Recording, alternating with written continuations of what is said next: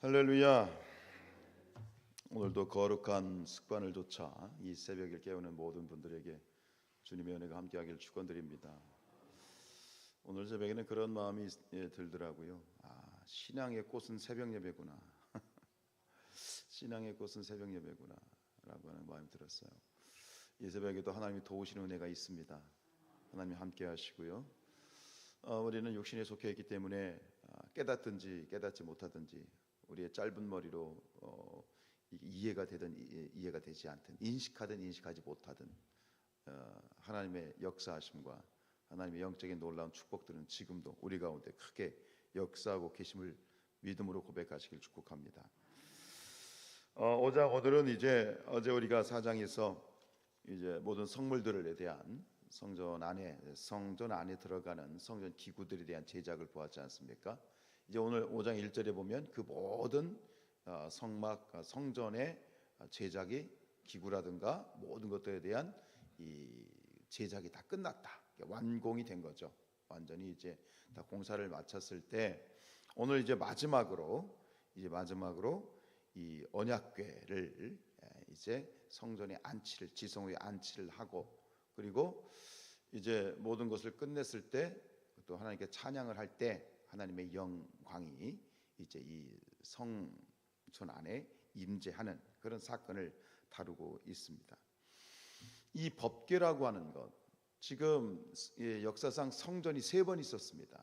제1성전은 솔로몬 성전이고, 제2성전은 바벨론 포로로 잡혀갔다 돌아와서 스룹바벨이 만들었던 스룹바벨 성전입니다. 그리고 제3성전은 바로 예수님 당시에 있었던 성전, 소위 말하는 헤롯 성전입니다. 그런데 지금 유대인들은 예수님을 그리스도로 인정하지 않기 때문에 유대인들은 지금 제4성전을 준비하고 있습니다. 이스라엘 유대인들은 모든 지금 성경에 나와 있는 것처럼 성전 기구를 다 제작한 것처럼 지금 그들은 모든 성전 기구를 다시 제작해 놓았습니다. 그런데 한 가지는 제작이 안 됩니다. 그게 뭐냐? 언약궤입니다. 그리고 그 언약궤는 이들은 지금 그 언약궤를 찾고 있습니다. 바로 이 언약궤. 바로 이 언약궤는 출애굽해서 광야에 나왔을 때 성막을 만들었을 때 그 언약궤입니다. 그 언약궤가 계속 존재를 했고, 그리고 자취를 감췄죠. 솔로몬 성전이 파괴된 이후에 자취를 감췄는데 결국은 이 법궤를 지금도 유대인들은 찾고 있고, 법궤를 찾으면 제4성전이 완성이 됩니다. 근데 있을지 없을지 모르죠. 어쨌든 이 법궤라고 하는 것은 하나님과 동일시되는 굉장히 중요한 그런 성전의 성물인데, 이 언약궤 자체가, 여러분, 언약궤 자체가 신적인 것입니까? 그 언약궤 자체가 신비한 하나님의 능력을 가진 것입니까? 아니거든요. 이것을 지금 착각하고 있는 거예요. 언약궤라고 하는 것은 어떤 상징이고, 또 동시에 뭐냐면 실제로 하나님이 임재하시는 처소입니다. 즉 언약궤라고 하는 이 성물 자체, 그 성물 자체의 능력이 있는 것이 아니라 하나님의 약속은 뭐냐면 출애굽기 25장 22절에 보면 거기서 내가 너와 만나겠다. 거기라고 하는 거 어디냐면 지성소, 그리고 속죄소. 이 법궤라고 하는 건 궤짝인데 그 궤짝을 덮는 덮개가 속죄소입니다. 두 그룹 천사가 양쪽에 이렇게 이제 이 보호하고 있는, 천사가 날개로 탁 양쪽에서 덮고 있는 두 천사가 양쪽에서 이렇게 날개를 드리워서 덮고 있는데, 그들이 바라보는 그 눈 시선이 간 곳이 바로 이 법궤의 중앙인데요. 법궤 자체로 보면 그것은 하나의 상징이면서 동시에 하나님이 그곳에서 임재하시겠다고 약속하신 임재 처소이지, 법궤 자체가 어떤 신적 능력이거나 법궤 자체가 하나님은 아니다라고 하는 것이죠. 어쨌든 이 성전이 성전되기 위해서는 이 법궤가 이 지성소에 안치돼야 돼. 법궤가 안치되었다는 것은 성전 건축의 완성이 되었다라고 하는 그런 의미가 있습니다. 그래서 오늘 마지막 14절에 보는 것처럼 교회 결국 이 모든 것이 이 법궤가 지성소에 안치되었을 때 여호와의 영광이, 즉 여호와의 영광이 임했다는, 하나님이 임재하셨다는 거예요. 분명한 사실은 바로 그 법궤가 하나님이 임재하시는 처소가 맞습니다. 자, 여기서 우리는 매우 중요한 영적 진리를 보게 되는데, 성전이 성전되기 위해서는 하나님이 임재하셔야 되는 거예요. 그래서 법궤를 지성소에 안치하는 거예요. 왜? 그 법궤 위 속죄소에 하나님이 그곳에서 임재하시고 또 하나님 그곳에서 말씀하시겠다고 약속하셨기 때문입니다. 가장 중요한 건, 핵심은 바로 법궤입니다. 성전이 성전되기 위해서는 법궤 자체가 아니라, 여기서 핵심은 뭐예요? 성전이 성전되기 위해서는 하나님이 임재하셔야 돼요. 마찬가지로 교회가 교회되기 위해서는 하나님이 임재하셔야 되고, 우리의 예배가 예배되기 위해서는 예배의 자리에 하나님이 계셔야 되는 거예요. 그럼 이렇게 질문할 수 있어요. 아니 목사님, 당연히 교회에 하나님이 계시는 거 아닙니까? 맞습니까? 틀립니까? 당연히 교회에 하나님이 계신다, 이렇게 착각을 했던 사람들이 누구냐면 이스라엘 사람들입니다. 성전이 있으니 당연히 성전 안에 하나님이 계실 것이라고 믿었습니다. 근데 사실은 그게 아니었던 겁니다.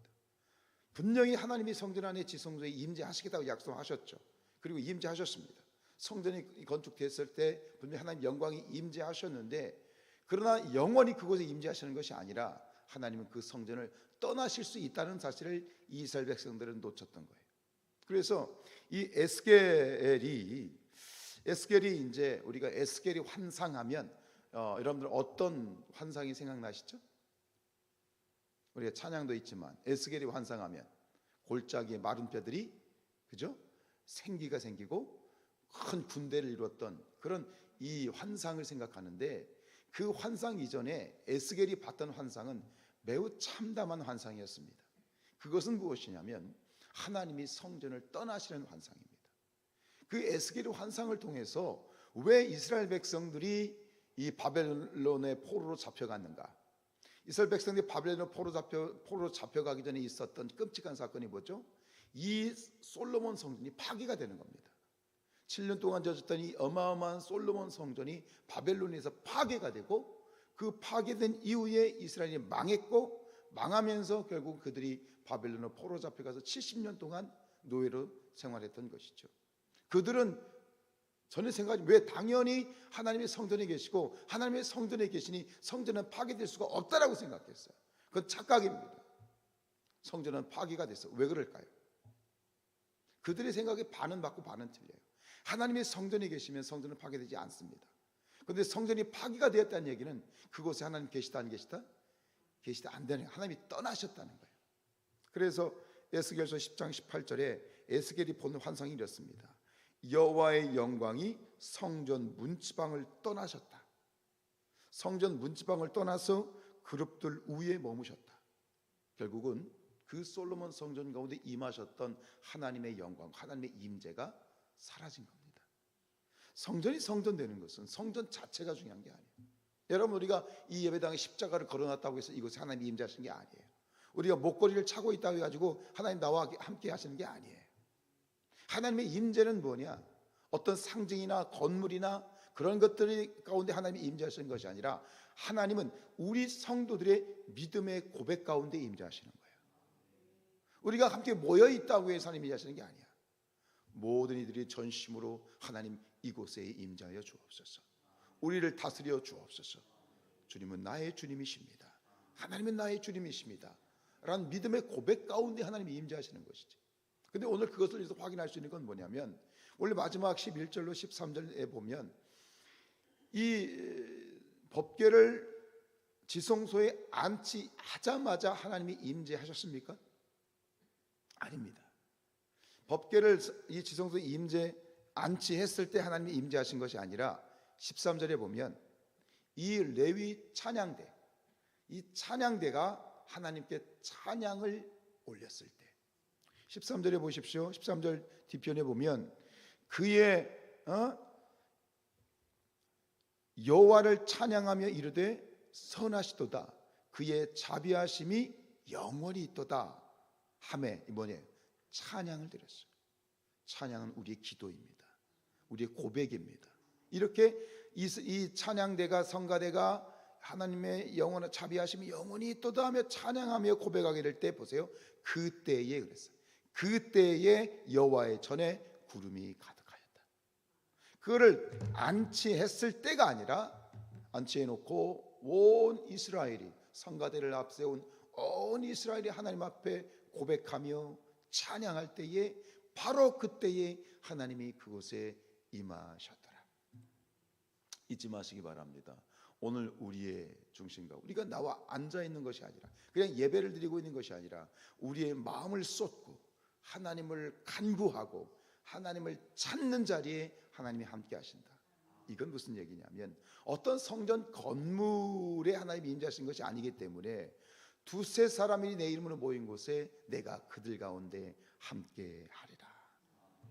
우리가 길바닥에 있어도 우리가 예를 들어서 저기 공원에 앉아서 이 앞에 공원에 앉아서 벤치에 앉아서 두세 사람이 함께 마음을 합하여 하나님의 임재를 간구하고 함께 가정에서 예배를 드리거나 함께 가정에서 하나님을 기억하고 주님의 말씀을 묵상하면서 함께 하나님을 간구하고 믿음을 고백하게 될 때 그 어느 곳이든 우리가 믿음으로 고백하는 그 자리가 성전인 거예요. 성전은 장소가 아니에요. 우리의 믿음의 고백이 있는 곳이 성전인 것이죠. 여러분 우리의 오늘도 우리가 사는 모든 삶의 현장이 하나님의 거룩한 성전이 되기를 원합니다. 하나님의 거룩한 성전이 된다는 얘기는 그곳에 하나님이 임재하시고 하나님이 임재하십시오. 하나님 우리를 다스려 주십시오. 악한 것들로부터 지켜 주시옵소서. 내가 가는 곳 우리 사랑하는 성산의 모든 가족들이 어디를 가든 어디에 있든 여러분들이 밟는 그곳이 거룩한 땅이 되고 성전이 되고 하나님 나라의 지경이 넓어지는 그러한 우리 모든 그리스도인의 삶이 될 수 있기를 우리 성산 가족들의 삶이 될 수 있기를 주님의 이름으로 축복합니다.